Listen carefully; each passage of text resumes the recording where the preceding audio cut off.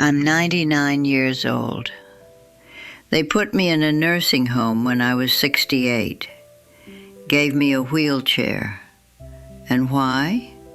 My legs worked, but my husband George died, and when he went, I stopped seeing the point of standing up.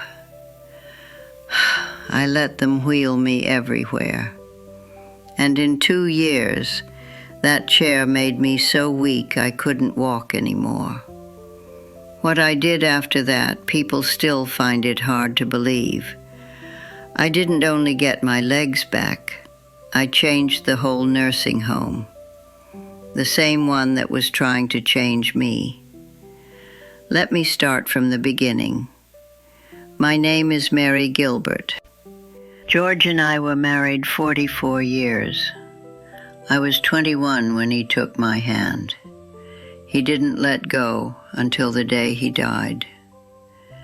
He built houses with his hands, and me, I worked in a hospital laundry for 31 years, 10 hours a day, 6 days a week, on my feet, hauling heavy carts through basement corridors. My legs didn't know anything except work. Every evening, George and I walked 6 blocks to the bakery, 6 blocks back, because George liked to walk and I liked to be beside George. I didn't know I was training my legs for 40 years. I thought I was living my life. Retired at 63, still strong, still had George. And then, I was 65. Came downstairs one morning and found him on the kitchen floor. Stroke. Gone before the ambulance turned the corner. The coffee he made me that morning was still warm on the counter. After the funeral, I sat down. I didn't make a decision. I just didn't get back up. The walks stopped. The cooking stopped, the television came on, and the days blurred together. And right now, some of you are doing the same thing I did, sitting somewhere comfortable, thinking you're fine. You're not, but I'll get to that. 3 years, my legs thinned out, stairs became enemies, curbs became cliffs, 2 falls in 1 month. My son found me on the kitchen floor, same floor where I found George. The phone call between my sons took 11 minutes. 11 minutes to decide my life was over. They put me in a home, put me in a chair. Here's my confession. I could walk. My legs were weak, but they worked. But that wheelchair was there, and someone offered to push me. And pushing was easier than walking. And easy felt so much like love that I didn't notice it was a coffin with wheels. Grief does that. Grief makes everything that's killing you feel like comfort. And that's when things got worse, much worse. Every morning, wheeled to breakfast. Every afternoon, wheeled to the common room. Every evening, wheeled back. I didn't have to choose to move, and that was the point. Choosing meant living. And I wasn't sure I wanted to live in a world without George in it. 2 years, 68 to 70. My legs disappeared, not from disease, not from age, from sitting. My thighs thinned out like paper. My calves shrank to nothing. My ankles swelled up. You think it takes years to lose your legs? It takes months. Remember that. I was 71 when Josephine arrived. Late 70s. Walked in on her own legs. Strong legs. Well, she looked strong. I watched her and I thought, that's what I used to look like. 14 months. That's all it took. 14 months later, 2 orderlies carried Josephine to the bathroom. She was crying. Not from pain, from shame, comfort, wheelchair, erosion. Something cracked open inside me. Not sadness, not hope, rage. I was angry. No, I was furious at myself. At every morning I let someone push me. At 2 years of blaming George for a decision I made every day with my own hands folded in my own lap. I looked at Josephine and I saw my future, and I decided, no, not me, never again. That night, alone in my room, I did something for the first time in 2 years. Pay attention, because this is where everything changed. Sitting in that chair, I pressed my feet flat on the floor, pushed down, hard, held it, released. Then I squeezed my thighs together, tight, held, released. Nobody noticed. I was fighting a war in that chair and nobody knew. I did it during meals, during television, every waking hour, squeezing until they burned. Weeks of this, invisible work, but muscles that hadn't been asked to do anything in 2 years were waking up. I couldn't stand, so I trained sitting down. Nobody saw, but my legs knew. That was step 1. What got me out of that chair, that was the hard part. After weeks, I gripped both armrests, knuckles white, pushed myself up, 3 seconds standing, sat back down, shaking all over. Next day, 5 seconds, then 10. Then I held the bed frame, then one hand, then fingertips, then nothing. The first time I stood on my own, no armrest, no bed, no nothing, I cried. Not because it hurt, because I'd forgotten what it felt like to hold myself up. I could stand. But standing isn't enough. Your legs need to be strong. Once I could stand, I held the bed frame and bent my knees. A few inches, not deep. My knees couldn't take deep, didn't need to. My thighs burned from 2 inches of movement. 2 inches. And my legs shook like an earthquake. The first night, my knee buckled. I grabbed that bed frame so hard it scraped across the floor. Nobody came. So I bent again, and I held it. Every night. A few inches became a few more. Always holding on.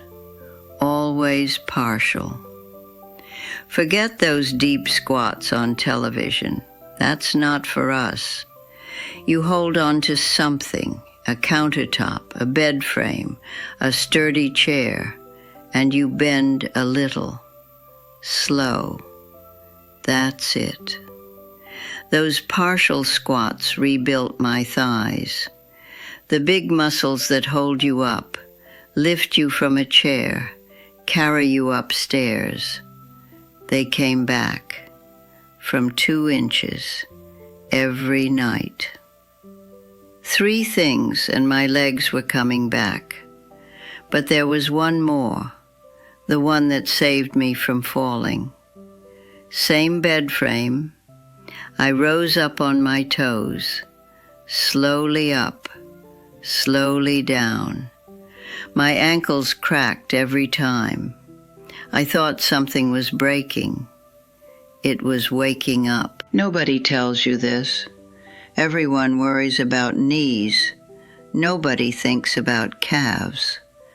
But your calves hold your ankles steady. Your ankles keep you balanced. When your calves are weak, your ankles shake. And when your ankles shake, you fall. At our age, one fall can be the end. If you can stand right now, hold on to something and try it. Go up on your toes. Feel that? Those are your calves. If they're shaking, you need this more than you know. Heel raises built my calves. My calves steadied my ankles. My ankles gave me balance. My balance saved my life. After months of all four things, I sat in the chair beside my bed. Tried to stand. No hands. Couldn't. Tried again. 14 times that chair pulled me back down. The 15th time, shaking, sweating, teeth clenched, I stood. That night I walked to the bathroom on my own. The nurse found me at the sink brushing my teeth. She said, "Mary, how did you get here?" I said, "My legs." That's what people couldn't believe. Not that I got stronger, that I did it from a wheelchair, in a nursing home, at 71. No trainer, no gym, a squeeze, a partial squat, heel raises, and the will to stand up. Sit down right now. Stand up. No hands. If you can't, start tonight. But I wasn't done, because what happened next, nobody expected. Once my legs came back, I started walking. And walking is good. I walk every day. But here's what nobody tells you. Walking alone, without strong legs underneath you, destroys your joints. Walking without strength is like driving a car with no engine. I see people my age walking on legs that can barely hold them, knees grinding, ankles wobbling. They think they're helping. They're wearing themselves down. You strengthen first, then you walk, always. My roommate Gloria saw me one morning doing my squats. Gloria was 74, hadn't stood without a walker in 2 years. She said, "Mary, what are you doing?" I said, "I'm not dying in this chair. You want in?" Gloria wanted in. Within a week, 4 of us. Within a month, 12. Within 6 months, 30. Ages 70 to 94. The common room at 7 a.m. Old people standing. Shaking, yes, but holding each other up. The staff got nervous. What if someone falls? I told them, they're already falling. Every day in those chairs, they're falling. You can't hear them hit the ground. Then the families started calling. Their parents were different, talking more, eating more, fighting more. That's how you know someone's alive. They argue with you. The routine became official. 7 a.m., Mary's group. This next part still makes me cry. Clara was 88, hadn't left her room in a year. One Tuesday morning, she walked to the dining room, on her own legs, no walker, no help. The room went quiet. Then somebody clapped. Then everybody clapped. Clara stood in that doorway, holding on to nothing but herself, and she cried. We all cried. I'm almost done. This last part is for you. I'm 99. Every morning, I squeeze, I bend, I rise, I stand. 4 things, 31 years. I dare any one of you to do them for 30 days and tell me your legs don't change. You don't need money. You don't need a gym. You need your own 2 legs and the decision to use them. I see you sitting there right now, comfortable, and I'm telling you, comfort is what almost killed me. When this video ends, squeeze your thighs, press your feet into the floor, stand up. That's day 1. That's where I started. I'm 99. I chose a wheelchair I didn't need. Don't wait until you lose your legs. They tried to change me. I changed them. Now I'm asking you, change yourself. Stand up, baby, while you still can.